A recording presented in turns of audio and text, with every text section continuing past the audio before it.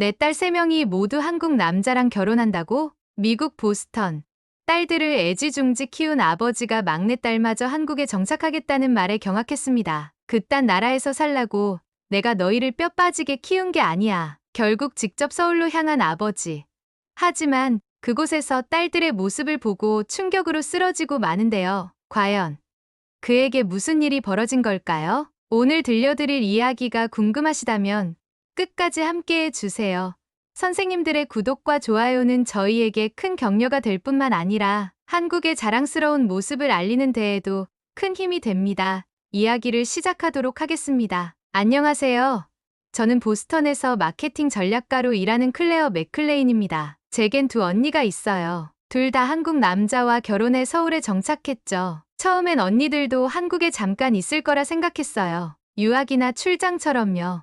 그런데 어느새 그들은 한국인과 결혼을 했고 어느새 한국을 집이라 부르고 있더라고요. 솔직히 저는 그게 이해되지 않았어요. 한국은 제게 낯선 나라였고 언니들이 왜 그렇게 그곳을 좋아하는지 궁금했죠. 더군다나 아버지는 한국 이야기가 나오면 입에 거품부터 물곤 했어요. 전직 해병대 출신인 아버지는 늘 안정적인 미국에서 살 것을 강조했거든요. 아버지에게 한국은 오래전 군 복무 중 경험했던 낙후된 나라, 그 이상도 이하도 아니었어요. 한국 같은 데서 뭘 배워온다고. 그런 나라 가서 자리 잡으라고 내가 너희를 이렇게 고생하면서 키운 거니? 아버지는 언니들이 한국에서 결혼하고 정착한다는 소식에 며칠을 대답도 하지 않으셨죠. 그런 아버지 몰래 저는 잠깐 언니들 보러 간다는 핑계를 대고 비행기에 올랐습니다. 사실 저도 궁금했어요. 언니들이 왜 그토록 한국을 좋아하는지, 그리고 한국에서 무슨 일이 벌어졌는지 말이죠. 12시간이 넘는 비행 끝에 인천국제공항에 도착했을 때 저는 그제서야 제가 얼마나 편견에 사로잡혀 있었는지 깨달았어요. 이게 정말 아버지가 말하던 그 한국이 맞나 싶었죠. 제가 상상했던 작고 낡은 공항은 온데간데 없고 대신 거대하고 세련된 건축물이 눈앞에 있었어요. 천장은 높고 밝아서 마치 하늘로 향하는 듯한 개방감이 느껴졌고 모든 시설이 놀랍도록 깨끗했습니다. 특히 화장실에 들어갔을 때의 충격이란 보스턴 공항의 화장실과는 비교도 안 될 정도로 깔끔했어요. 출구로 나오자 레이첼 언니와 에린 언니가 환한 미소로 저를 맞이했어요. 벌써 레이첼 언니는 5년,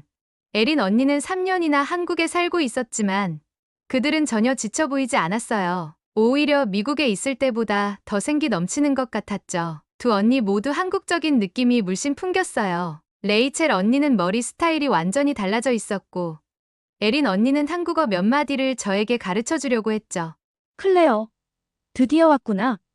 레이첼 언니가 저를 꼭 안아주었습니다. 언니들은 저를 공항버스로 안내했어요. 놀랍게도 버스는 우리가 아는 그런 버스가 아니었습니다. 마치 비행기의 비즈니스석처럼 좌석이 넓고 안락했고 각 자리마다 USB 충전 포트까지 있었어요. 차창 밖으로 보이는 풍경은 제가 상상했던 한국과는 전혀 달랐어요. 최첨단 빌딩들과 잘 정비된 도로, 그리고 한강을 따라 펼쳐진 공원들이 시선을 사로잡았습니다. 아버지가 이걸 보면 뭐라고 할까? 저도 모르게 그런 생각이 들었어요. 아버지의 기억 속 한국은 분명 지금 제가 보는 이 나라와 다른 게 틀림없었으니까요. 서울 시내로 들어서면서 저는 또 다른 충격을 받았어요. 밤이 되었는데도 도시는 활기가 넘쳤고 화려한 네온사인과 간판들이 거리를 밝게 비추고 있었습니다. 사람들은 질서정연하게 횡단보도를 건너고 신호등이 바뀌면 정확히 그 신호에 따라 움직였어요. 뉴욕이나 보스턴에서는 볼 수 없는 광경이었죠. 더 놀라운 건 거리에 쓰레기가 거의 없다는 것. 미국의 대도시 거리를 걷다 보면 종종 쓰레기통이 넘치거나 거리에 담배꽁초가 떨어져 있는 걸 볼 수 있잖아요. 하지만 서울은 달랐습니다. 한국 사람들은 왜 이렇게 규칙을 잘 지켜? 제가 무심코 물었어요. 사회적 압력이 강해 남들 시선을 많이 의식하거든. 에린 언니가 설명해 주었죠. 지하철에 들어섰을 때는 또 한 번 놀랐어요. 어두침침하고 낙서로 가득할 거라 예상했던 제 생각과 달리 지하철은 놀랍도록 깔끔했고 밝은 조명으로 가득했죠. 사람들은 조용히 각자의 핸드폰을 보거나 책을 읽고 있었고 시끄럽게 떠드는 사람이 한 명도 없었어요. 지하철 내부의 디지털 안내판은 다음 역을 영어와 한국어로 동시에 알려주었고 환승 정보도 정확히 표시되었습니다. 특히 환승 시스템이 정말 편리했어요. 역 밖으로 나가서 다시 들어올 필요 없이 그냥 계단이나 에스컬레이터로 다른 노선으로 쉽게 갈아탈 수 있었거든요. 저녁에는 언니들의 남편, 제 형부들인 박도연과 최상우를 만났습니다. 첫째 형부는 과묵했지만 따뜻한 미소로 저를 반겨줬고, 둘째 형부는 유쾌하고 활발한 성격이었어요. 형부들과 함께 한강이 내려다 보이는 레스토랑에서 저녁을 먹었는데 창밖으로 보이는 서울의 야경은 정말 환상적이었습니다. 아버지가 알던 한국과 지금의 한국은 완전히 다른 나라구나. 이 여행이 단순한 방문으로 끝날지 아니면 제 인생을 바꿔놓을 전환점이 될지 그때는 전혀 몰랐답니다. 다음 날 저는 레이첼 언니와 큰형부와 함께 점심을 먹으러 갔어요. 서울 중심가의 작은 한식당이었는데 한국식으로 좌식 테이블이 놓인 아늑한 분위기에 저는 다소 어색했지만 언니와 형부는 익숙하게 자리를 잡았어요. 무릎이 접히는 자세가 불편했지만 그래도 새로운 경험을 해보는 기분으로 앉았죠. 테이블 위에는 작은 그릇들이 가득했는데 저도 모르는 반찬들이 10여 가지나 되었어요. 이게 다 공짜라고? 미국이었다면 하나하나 다 추가 요금을 내야 했을 텐데 말이죠. 반찬이 쭉 차려지고 식사가 시작될 무렵 식당 문이 열리며 낯선 남자가 들어왔어요. 큰형부가 반갑게 일어나 그를 맞이했고 형부의 소개로 그가 김지훈이라는 사람임을 알게 되었죠. 그는 자연스럽게 우리와 합석했고 저는 한국의 문화가 이런 건지 살짝 당황했어요. 식사 내내 그는 조용히 저를 배려하며 때로는 유머러스하게 식사 분위기를 풀어갔어요. 특히 제가 젓가락질을 서툴게 하자 은근히 도와주는 모습에 저도 모르게 웃음이 났죠. 그의 영어는 완벽했고 미국 문화에 대한 이해도 깊었어요. 대화를 나누면서 알게 되었는데 지훈 씨는 한국 관광 스타트업 대표더라고요. 외국인 관광객들이 한국을 쉽고 재미있게 즐길 수 있도록 돕는 앱을 운영한다고 했어요. 그와 즐거운 시간을 보내자 저는 갑자기 한국에서의 시간이 지루하지 않을 수도 있겠다는 기대가 생겼어요. 처음엔 그저 언니들을 만나러 왔을 뿐인데 예상치 못한 사람과의 만남으로 여행의 방향이 달라질 것 같은 예감이 들었죠. 식사 후 지훈 씨는 명함을 내밀며 한국에서 머무는 동안 궁금한 것이 있으면 연락하라고 했어요. 저는 명함을 받아들며 생각했어요. 생각보다 괜찮은 사람 같아. 혹시 한국에서 머무는 동안 궁금한 거 있으면 언제든 연락 주세요. 지훈 씨의 말에 저는 고개를 끄덕였어요. 그날 이후 지훈 씨와 저는 여러 번 만났어요. 이틀 후에는 강남의 조용한 카페에서 다시 만났고 그는 서울에서 숨겨진 맛집과 로컬 스폿을 안내해줬죠. 빌딩 숲 사이에 자리한 작은 정원, 현지인들만 아는 전통시장, 그리고 화려한 강남의 이면에 숨겨진 아기자기한 골목길까지 그와 함께하는 서울 탐험은 어떤 관광 가이드북보다 흥미로웠어요. 한옥마을 골목을 함께 걸으며 전통 찻집에서 마신 따뜻한 유자차의 맛은 잊을 수 없을 거예요. 북촌의 조용한 골목길에서 함께 나눈 대화들도요. 그는 한국의 역사와 문화에 대해 자세히 설명해 주었고 저는 미국에서의 제 삶에 대해 이야기했어요. 점점 더 편안한 사이가 되어가고 있었죠. 어느 날 밤에는 한강공원에서 야경을 보며 맥주와 치킨을 먹었어요. 바람이 선선하게 불어오고 서울의 불빛이 강물에 비치는 모습이 정말 아름다웠죠. 지훈 씨는 서울이 처음엔 낯설었을 거라고 물었고 저는 점점 좋아지고 있다고 솔직하게 대답했어요. 서울 처음엔 낯설었죠? 지훈 씨의 질문에 저는 고개를 끄덕였어요. 15일의 여행이 거의 끝나갈 무렵 지훈 씨는 서울타워로 저를 데려갔어요. 전망대에서 내려다본 서울은 한없이 넓고 따뜻했죠. 그리고 저는 그 순간 깨달았어요. 이곳이 제가 상상했던 것보다 훨씬 더 특별하다는 것을요. 지훈 씨는 제가 다시 올 거냐고 물었고 저는 웃으며 아마도라고 대답했어요. 하지만 마음속으로는 이미 그럼요라는 확실한 답변이 자리 잡고 있었는지도 모르겠네요. 그렇게 15일 동안 저는 지훈 씨와 한국이라는 나라를 조금씩 더 깊이 알아가고 있었어요. 처음 만난 낯선 사람이 어느새 제게 특별한 존재가 되어가고 있었고 낯설기만 했던 한국이라는 나라도 점점 더 매력적으로 다가오고 있었답니다. 떠날 날이 다가올수록 제 마음은 복잡했답니다. 언니들과 지훈 씨 덕분에 한국에서의 생활이 생각보다 즐거웠거든요. 서울의 골목골목이 이제는 낯설지 않게 느껴졌고 지하철역 이름도 몇몇은 외울 정도가 되었죠. 매일 아침 편의점에서 삼각김밥과 아메리카노를 사 먹는 것도 일상이 되었고요. 처음에는 그저 잠깐 동안의 여행이라고 생각했는데 어느새 이곳에서의 삶이 너무 자연스럽게 느껴졌어요. 어느 저녁 언니들과 저녁 식사를 하다가 저는 조심스럽게 말을 꺼냈어요. 아무리 생각해도 아직 보스턴으로 돌아가고 싶지 않았거든요. 서울에서의 매 순간이 새롭고 흥미로웠어요. 음식도, 거리도, 사람들도 모두 더 알아가고 싶었죠. 무엇보다 지훈 씨와 더 많은 시간을 보내고 싶다는 생각이 강하게 들었어요. 언니, 나 여기서 한 달만 더 머물면 안 될까? 에린 언니가 젓가락을 내려놓으며 눈을 동그랗게 떴어요. 레이첼 언니는 미소를 감추지 못하는 듯했죠. 두 사람 다 놀란 듯했지만 어쩐지 기대했던 말인 것 같기도 했어요. 잠시 침묵이 흘렀고 제 마음은 더 복잡해졌습니다. 사실 잘 됐다. 너한테 말 안 했던 게 있었거든. 레이첼 언니가 드디어 입을 열었어요. 뭔데? 우리 회사 마케팅팀에서 영어 잘하는 사람 뽑고 있거든. 내가 원하면 일단 계약직으로라도 경험 쌓을 수 있어.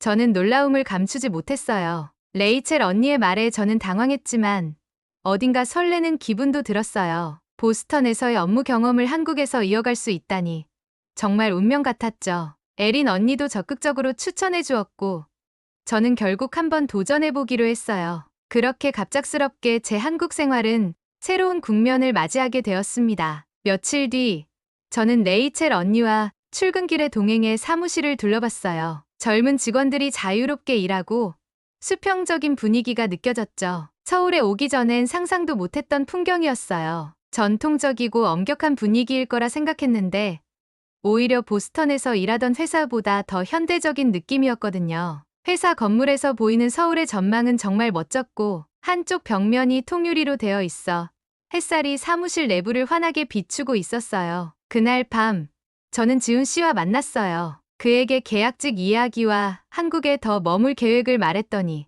그의 눈빛이 확연히 밝아졌죠. 지훈 씨는 기뻐하며 한국어 학원도 추천해 주었고 직접 회화 연습도 도와주겠다고 했어요. 그의 격려 덕분에 저는 더욱 자신감을 얻었답니다. 한국어 학원에 등록한 후 저는 매일 퇴근 후 2시간씩 한국어를 배웠어요. 생각보다 발음이 어려웠지만 언니들과 지훈 씨의 도움으로 빠르게 실력이 늘어가고 있었죠. 처음에는 안녕하세요, 감사합니다 정도만 알았는데 이제는 간단한 대화도 할 수 있게 되었어요. 특히 지훈 씨와의 한국어 스터디 시간은 언제나 즐거웠답니다. 드디어 면접 날이 왔어요. 긴장했지만 면접관들은 제 경력과 영어 실력을 높이 평가했고 저는 회사에서 계약직으로 일할 수 있게 되었죠. 처음 듣던 그 회사 이름이 이제는 제 직장이 되다니 정말 신기한 일이었어요. 제 인생의 새로운 챕터가 시작되는 순간이었답니다. 그날 밤 저는 용기를 내어 보스턴의 아버지에게 전화를 걸었어요. 여러 날 고민했지만 이제는 제 결정을 아버지께 알려야 했으니까요. 전화를 받으시는 아버지의 목소리는 반가움으로 가득했지만 제 이야기를 들으시고는 곧 분위기가 바뀌었어요. 아빠, 저 한국에서 조금 더 지내볼까 해요. 언니 회사에서 일할 기회가 생겼고요. 그래서 1년 정도 더 있으려 해요. 뭐, 휴가 간 거 아니었니? 네가 거기서 왜 언니들을 따라 한국에서 살아? 아빠, 저 한국 정말 좋아요. 언니들도 잘 살고 있고 저도 여기서 배우고 싶은 게 많아요. 말 같지도 않은 소리 하지 마. 미국에서 다 잘하고 있었는데. 거기서 언니들처럼 남자라도 만난 거냐? 한국 남자는 더 이상 안 돼. 너도 거기 살 거면 나랑 연 끊을 생각해라. 아빠, 전화가 끊겼어요. 저는 멍하니 핸드폰을 내려놓았죠. 제 손이 떨리고 있었어요. 아버지의 반응은 예상했지만 실제로 듣게 되니 가슴이 아팠답니다. 에린 언니가 조심스럽게 제 손을 잡았고 아버지가 지금은 화나셨지만 조금만 기다리면 괜찮아질 거라고 위로해줬어요. 저도 그렇게 믿고 싶었지만 아버지의 고집을 잘 알고 있었기에 쉽게 마음이 편해지지 않았어요. 며칠 동안 아버지와 연락이 없었어요. 저는 제 새 직장에 적응하느라 바빴고 한국어 공부도 열심히 했어요. 지훈 씨와의 관계도 더 깊어지고 있었죠. 그런데 어느 날 아침 갑작스러운 메시지 하나가 제 핸드폰에 도착했어요. 내가 직접 한국을 가봐야겠다 가서 얘기하자. 그 순간 제 가슴은 철렁 내려앉았어요. 아버지가 직접 한국으로 오신다니. 이제 무슨 일이 벌어질지 상상도 할 수 없었어요. 서울의 따뜻한 봄날. 저는 다가올 폭풍을 직감했답니다. 아버지를 설득할 수 있을까? 지훈 씨와 아버지의 만남은 어떻게 될까? 온갖 걱정이 머릿속을 가득 채웠어요. 그래도 한편으로는 아버지가 직접 한국의 모습을 보시면 생각이 바뀌실지도 모른다는 희망이 있었답니다. 아버지가 서울에 도착한 날, 공항에서 만난 그는 여전히 냉담했어요. 13시간 비행의 피로가 느껴졌지만 아버지의 표정은 굳어 있었고 제 얼굴을 보는 순간에도 미소 하나 없었습니다. 잘 있었냐는 단 2마디 그뿐이었어요. 언니들과 형부들이 인사를 했지만 아버지는 그저 가볍게 고개만 끄덕일 뿐이었죠. 그 모습을 보니 마음이 무거워졌어요. 서울 시내로 향하는 차 안에서도 아버지는 말이 없었어요. 창밖을 바라보며 무표정하게 도시를 훑어보기만 했죠. 저는 옆자리에서 숨죽이고 있었고 언니들과 형부들도 어색하게 앞좌석에서 속삭였습니다. 이따금 아버지의 시선이 서울의 고층 빌딩들과 현대적인 풍경을 향했고 잠시 신기한 듯 눈썹을 치켜올리는 모습이 보였지만 금세 무표정으로 돌아갔어요. 제 마음속에는 걱정이 커져갔지만 그래도 아버지가 직접 한국을 보시면 생각이 바뀌지 않을까 하는 희망을 놓지 않았죠. 다음 날도 다르지 않았어요. 언니들이 준비한 점심 식사 자리에서도 아버지는 음식을 천천히 씹을 뿐 대화에는 거의 참여하지 않았어요. 지훈 씨와 형부들이 몇 번 말을 걸었지만 아버지는 고개만 끄덕이거나 무뚝뚝하게 대답했죠. 우리가 한국의 좋은 점들에 대해 이야기해도 아버지는 그렇구나 하는 대꾸만 하실 뿐 아버지의 표정은 여전히 굳어 있었어요. 마치 이곳의 모든 것을 거부하는 듯한 태도였죠. 셋째 날, 우리는 다 같이 모여 저녁을 먹기로 했어요. 큰언니네 집 식탁에 둘러앉은 건 우리 가족 전부였죠. 큰형부와 둘째 형부, 그리고 지훈 씨까지 언니들과 형부들은 최대한 밝은 분위기를 만들려고 노력했어요. 한국식 바비큐를 준비했고 아버지가 좋아하시는 와인도 꺼내놓았죠. 처음으로 모든 가족이 함께 모인 자리라 저는 긴장했지만 한편으로는 희망도 있었어요. 그때 아버지가 저를 빤히 바라보며 무겁게 입을 열었어요. 클레어, 며칠 한국에 머물러 보니 내가 생각했던 것과는 다르구나. 네가 여기서 잘 살고 있는 것도 알겠다. 레이첼과 에린도 잘 살고 있는 거 보니 내 마음이 놓였어. 하지만 그래도 너까지 여기 눌러앉겠다는 건 절대 안 된다. 그건 절대 안 돼. 순간 식탁 위에 공기가 얼어붙었어요. 형부들과 지훈 씨도 숟가락을 멈췄고 언니들도 저를 바라봤죠. 제 가슴은 쿵쾅거렸고 얼굴이 화끈거렸어요. 아버지의 말은 단호했고 그 눈빛에는 타협의 여지가 없어 보였어요. 하지만 저도 이제는 제 생각을 당당하게 말할 준비가 되어 있었답니다. 아빠, 저는 이미 마음을 먹었어요. 제가 말을 계속하려는 순간 아버지의 얼굴이 급격히 창백해졌어요. 아, 아빠? 아버지는 갑자기 가슴을 움켜쥐며 고개를 숙였고 괴로운 신음을 내뱉었어요. 순간 방 안의 모든 사람들이 얼어붙었어요. 아버지, 형부가 자리에서 벌떡 일어났어요. 아버지는 한 손으로 식탁을 짚더니 그대로 고꾸라졌어요. 그 순간 저는 모든 것이 슬로우 모션으로 보였죠. 아버지의 몸이 무너져 내리는 모습, 형부들이 달려가는 모습, 언니들의 비명 소리까지. 아빠, 제가 소리쳤고 지훈 씨와 형부가 재빨리 아버지를 부축했어요. 저는 발이 땅에 붙어 있는 것처럼 움직이지 못했어요. 공포와 충격으로 몸이 굳어버렸죠. 그러나 주변 사람들은 놀라울 정도로 침착하게 움직이고 있었어요. 숨을 제대로 못 쉬세요. 구급차를 불러야 해요.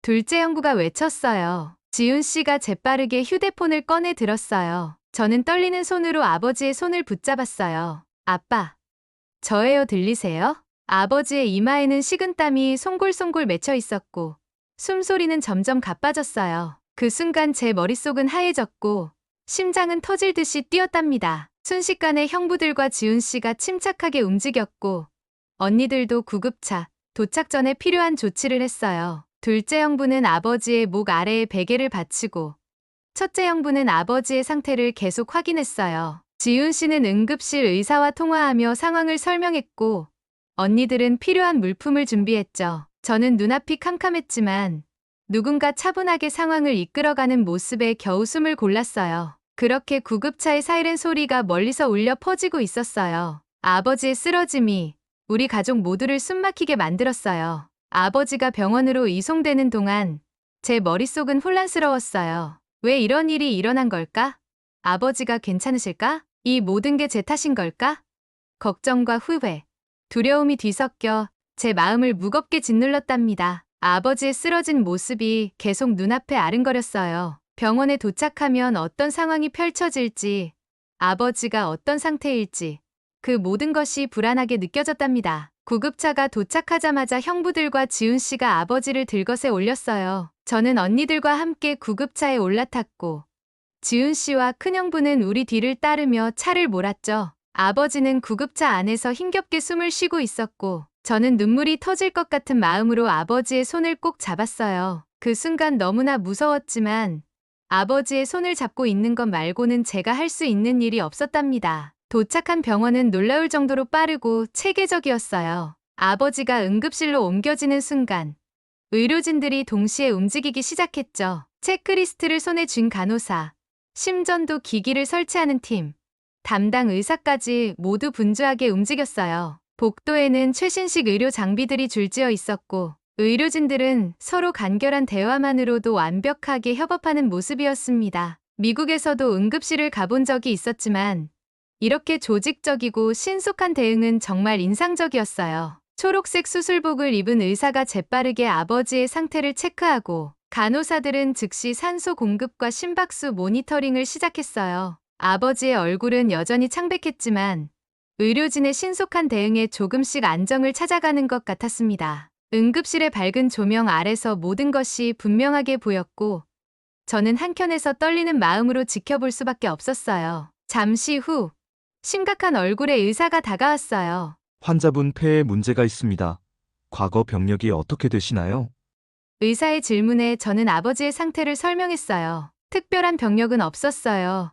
다만 최근에 기침을 자주 하셨고, 미국에서 한번 검진을 받았지만 큰 문제는 없다고 했어요. 의사는 고개를 끄덕이며 메모를 하고 곧바로 일련의 검사를 지시했습니다. 정확한 진단을 위해 몇 가지 검사가 필요하다고 했지만 응급 상황은 아니라는 말에 조금 안심이 되었어요. 검사와 진료는 눈 깜짝할 새였어요. CT 촬영, 혈액 검사, 폐 기능 검사까지 모두 순식간에 진행됐죠. 미국에서는 이런 검사들을 받으려면 각각 예약을 잡고 여러 날에 걸쳐 진행해야 했는데 여기서는 모든 게 한 번에 이루어졌어요. 그것도 아버지가 응급실에 도착한 지 채 1시간도 되지 않아서요. 간호사들은 저희 가족에게 과정을 자세히 설명해 주었고 심지어 커피와 물까지 챙겨주는 세심함을 보였답니다. 병원 복도에 앉아 있는 동안에도 간호사들은 따뜻하게 설명하며 차분하게 우리를 안내해 주었어요. 병원 시스템이 얼마나 효율적으로 돌아가는지, 검사 결과는 언제쯤 나오는지, 아버지의 상태는 어떤지 수시로 업데이트해 주었죠. 언니들과 형부들은 병원의 안내에 따라 필요한 서류 작업을 진행했고, 저는 지훈 씨의 따뜻한 위로에 의지한 채 아버지의 소식을 기다렸습니다. 한참 뒤, 김 교수라는 분이 우리 앞에 나타났어요. 다행히 심각한 상황은 아닙니다.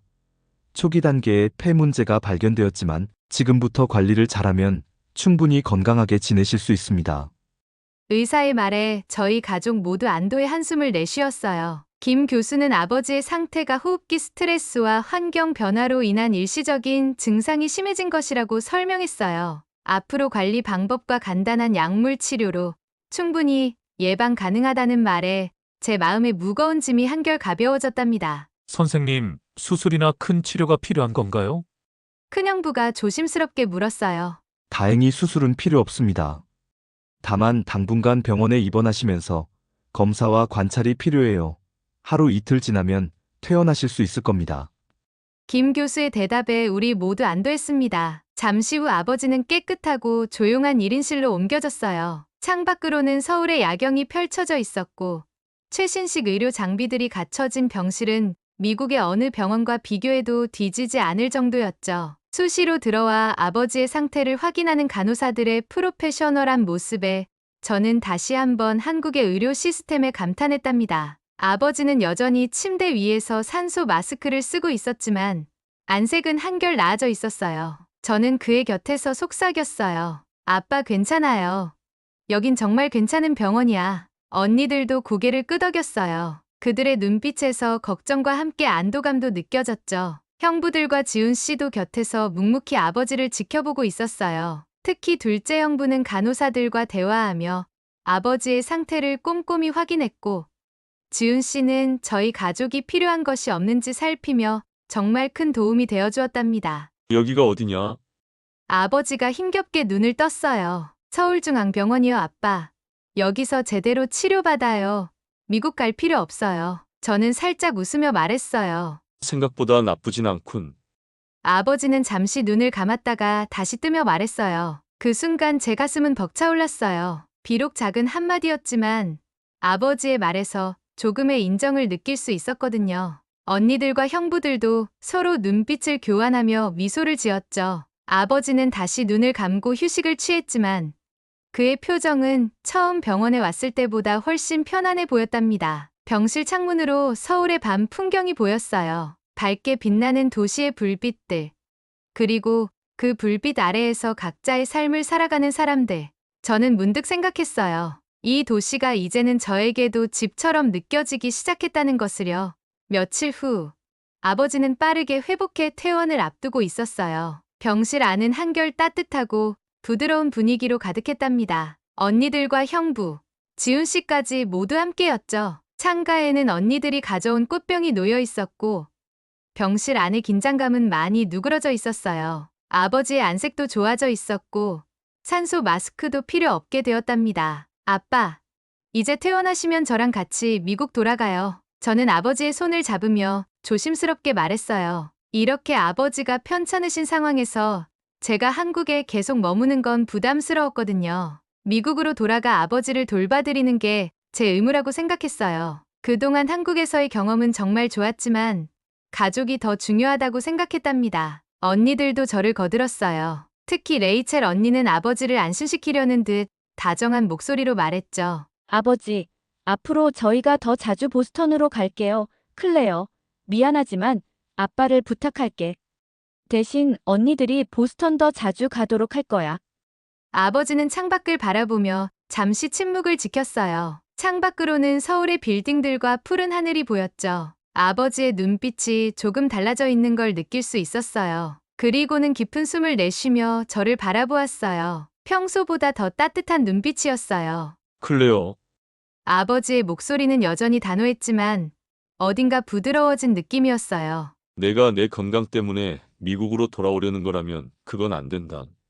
저는 순간 당황해서 아버지를 바라봤어요. 이런 말씀을 하실 거라고는 전혀 예상하지 못했거든요. 아버지는 항상 미국이 최고라고 말씀하셨고, 저희에게 늘 미국에서 살기를 바라셨는데 말이죠. 아빠, 그게 무슨 말이에요? 제 목소리에는 혼란이 가득했어요. 나는 내 병 때문에 너희 인생까지 바꾸는 건 바라지 않아. 나야, 네 언니들이랑도 이렇게 멀리 살면서도 잘 지내왔잖아. 아버지의 말씀에 언니들도 놀란 표정을 지었어요. 그동안 아버지는 언니들이 한국에 정착한 것을 한 번도 인정하신 적이 없었거든요. 레이첼 언니가 아버지를 향해 미소 지으며 눈물을 참는 모습이 보였어요. 아버지는 고개를 끄덕였어요. 내 언니들도 충분히 잘해줬어. 그리고 솔직히 말하면 여기 한국도 생각보다 괜찮은 곳이란 건 인정해야겠구나. 저는 그 말에 놀라면서도 마음이 따뜻해졌어요. 아버지의 목소리에는 처음으로 진심이 묻어 있었어요. 병실 안의 모든 사람들이 아버지의 말에 감동한 듯했고, 특히 지훈 씨는 저를 향해 따뜻한 미소를 지었답니다. 내가 진짜로 한국에서 내 커리어를 쌓고 싶어서 여기에 남고 싶다면 나는 막지 않겠다. 나 때문에 네 인생을 결정하지는 마. 아버지의 눈빛은 흔들림 없이 진지했어요. 그 순간 저는 아버지의 마음이 진심으로 느껴졌어요. 무조건 반대했던 아버지가 아니라 제 행복을 진심으로 바라시는 아버지의 모습이었답니다. 저는 순간 울컥해서 말을 잇지 못했어요. 지훈 씨가 옆에서 저를 바라보며 조용히 고개를 끄덕였고, 언니들과 형부들도 따뜻한 미소를 지었어요. 가족 모두가 저를 지지해주는 것 같아 너무 행복했답니다. 그로부터 며칠 후, 아버지는 병원에서 퇴원했어요. 퇴원하는 날, 아버지는 이 나라가 내가 알던 한국이 맞나? 라며 혼잣말을 하셨어요. 그 말에서 아버지의 한국에 대한 인식이 얼마나 많이 바뀌었는지 느낄 수 있었답니다. 특히 평소 무뚝뚝했던 큰형부가 묵묵히 아버지를 부축하는 모습을 보고 아버지는 살짝 감동한 듯했어요. 서울 숲으로 산책을 나간 날, 아버지는 갑자기 발걸음을 멈추고 저를 바라보며 말씀하셨어요. 그래, 네가 여기에 있어도 괜찮을 것 같구나. 그 순간 제 가슴이 벅차올랐어요. 아버지가 처음으로 한국에서 제 삶을 인정해주는 듯한 말씀이었으니까요. 오랫동안 아버지의 인정을 바라왔는데 드디어 그 순간이 온 것 같았어요. 서울숲의 푸른 나무들 사이로 불어오는 바람이 제 마음도 시원하게 해주는 것 같았답니다. 그날 저녁, 가족 모두가 모인 식탁에서 아버지는 형부들과 지훈 씨에게도 손을 내밀며 말씀하셨어요. 잘 부탁한다. 형부들과 지훈 씨가 차례로 아버지의 손을 맞잡았어요. 언니들과 저는 눈시울이 붉어졌죠. 그동안 아버지가 한국 사위들을 인정하지 않으셨는데 이제 그들을 가족으로 받아들이는 순간이었으니까요. 특히 지훈 씨와 악수하실 때 아버지는 평소보다 오래 손을 잡고 계셨어요. 그 모습을 보며 제 마음속에는 새로운 희망이 피어올랐답니다. 식사가 끝나고 서울의 야경이 창밖으로 펼쳐진 순간 저는 마음속으로 다짐했어요. 이곳이 내가 살아갈 새로운 곳이 될지도 몰라. 창밖으로 보이는 서울의 불빛들처럼 제 미래도 밝게 빛날 것 같았어요. 처음 한국에 왔을 때는 잠시 머물다 갈 생각이었는데 이제는 제 인생의 새로운 챕터가 여기서 시작될 것 같았답니다. 언니들과 형부들, 그리고 지훈 씨와 함께 이 도시에서 새로운 삶을 시작한다는 생각에 가슴이 설렜어요. 이제 이 도시는, 그리고 이 가족은 제게 완전히 새로운 의미로 다가오고 있었답니다. 보스턴에서 서울로 제 인생의 여정은 예상치 못한 방향으로 흘러가고 있었지만 그 흐름이 이제는 자연스럽게 느껴졌어요. 아버지의 축복과 함께 저는 이제 진정한 제 삶의 주인으로서 앞으로 나아갈 준비가 되어 있었답니다. 오늘 클레어의 한국에서의 여정, 그리고 아버지와의 화해 이야기는 재미있게 들으셨나요? 따뜻한 가족의 사랑과 서로를 이해해가는 과정이 여러분께도 깊은 울림이 되었길 바랍니다. 오늘도 감동보리를 시청해주셔서 감사합니다. 좋아요와 구독, 그리고 알림 설정도 부탁드릴게요.